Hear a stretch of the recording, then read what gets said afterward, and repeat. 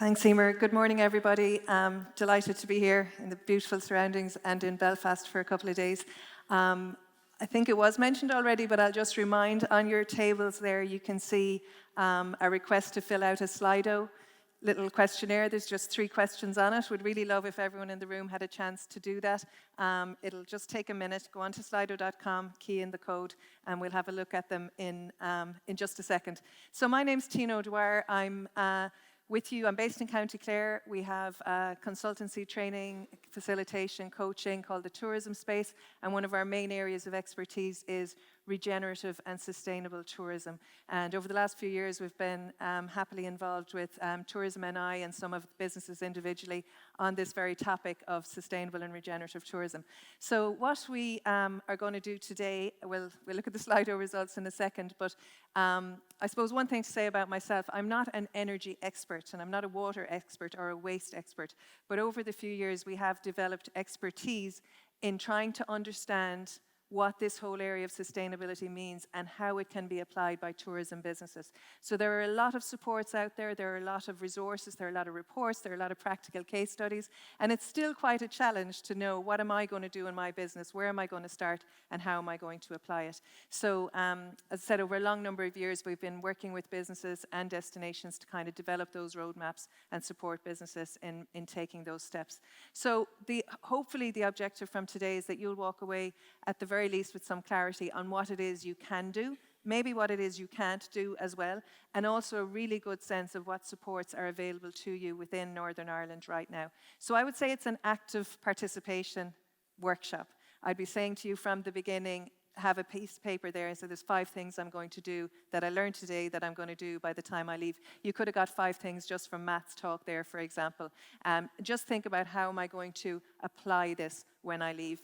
One of the things I found with energy management is there are actually enough supports out there to get everybody started. And at some point, it just comes into, well, what am I going to do now? How am I going to leverage those supports and move on with them? So if the Slido is in, we might just look at the results, because that gives us a sense of where people in the room are. Definitely there will be people at an advanced stage in their energy management journey and others who are just at the beginning. But will we be able to pull those up, Barry? Is it ready? Okay. Where do you feel you are in your energy management journey? So about 56%, more than half the room, are saying that they are beginners, 38% intermediate, and about 5% are advanced. So that's, I suppose, a pretty good barometer of where people are at. That means there is no question here that is going to be silly. If you're at your beginning stage, then it's everything really should be ready to pick up. How would you describe your feelings with regard to energy costs in your business? So people are still filling that in. Obviously, people from the very concerned to the extremely concerned and somewhat concerned. It's definitely become one of the key issues in terms of cost management in people's businesses right now. In terms of carbon emissions, we're seeing the results there. How would you feel those? Similar in terms of those who are extremely concerned, somewhat concerned, or very concerned. More in the somewhat concerned on carbon emissions than there would be on the cost. So I think that's probably a fair reflection of the mood in general. The costs are certainly top of mind for everybody, but right now the carbon emissions are also top of mind and becoming more so. The UK government was the first government to commit to eliminating carbon emissions by 2050. That means if the government are going to do that, every single business is going to have to do the same or something similar. So we would expect across all the countries in the world that have committed to this, that legislation is going to be requiring businesses to demonstrate how they have reduced their carbon emissions and actually do that in cold hard data, I would imagine. So they're kind of everything we're covering today. We have a strong focus on cost reduction, but we will also have a very strong focus on carbon emissions, because the two go hand in hand. Just to let you know, we have, as was mentioned, a number of people from agencies in Northern Ireland here. You will have a nice break, 20 to 30 minutes to grab a cup of tea and also get to speak to those people. During the session, I'll introduce those as we move along as well.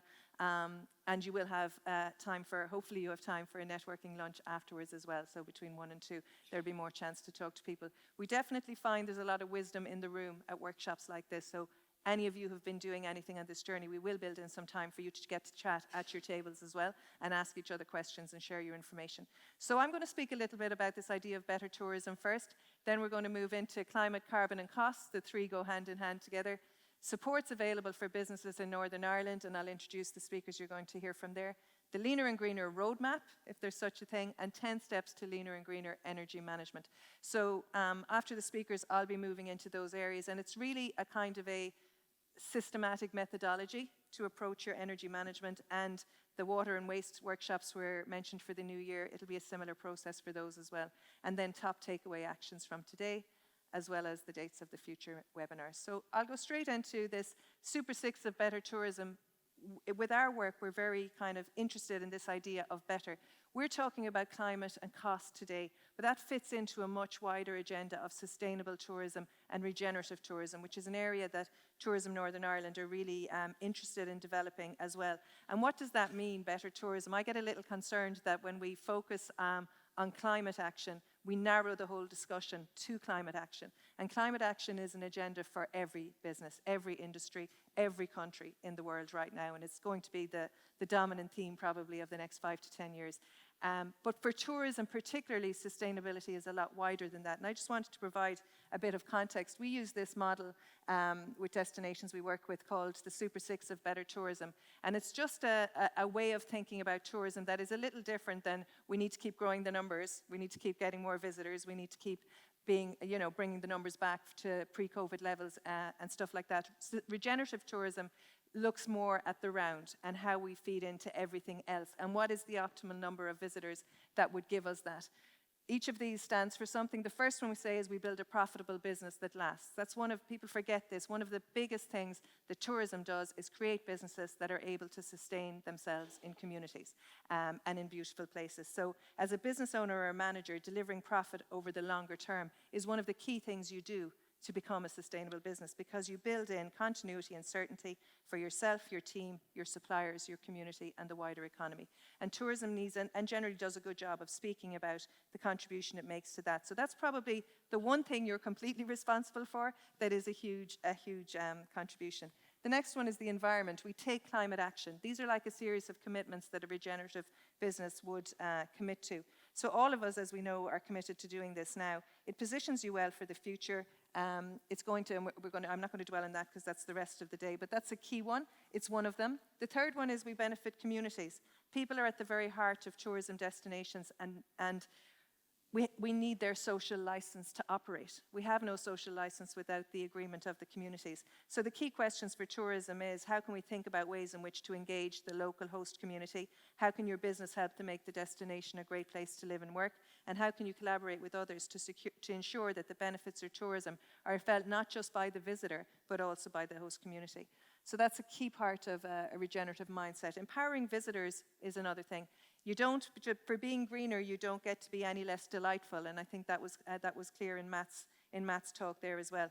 So delivering a delightful experience is important, but also consumer sentiment research over the last few years has shown us that visitors have very strong expectations that businesses will take the lead in empowering them to travel and visit responsibly. So visitors are seeing it as your job to help them be responsible while you're there. So an important thing is to help them understand the value their travel brings to you, to your community, to the host destination, and also to give them guidance in ways in which they can contribute or give back or offset their travel. And they're seeing that as your job as such. Championing places. So a destination's product is whatever the natural resources, landscapes, and seascapes of the place are. And that's why climate change is the biggest long-term threat to tourism products and landscapes around the world.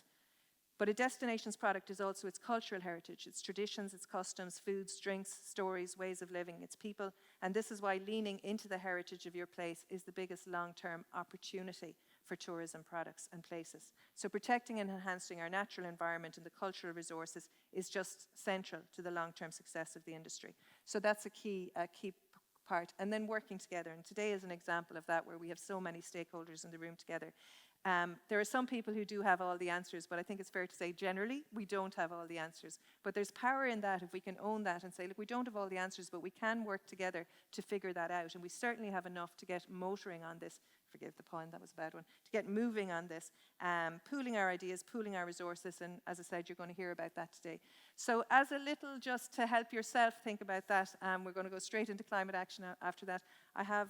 We've a little handout now. It actually looks like a 4-page handout, but it's a tick, tick, tick of kind of statements that tourism businesses could look at to see, and I'm going to ask, we've two, this is Roisin and Roisin who are helping us, they're on work experience.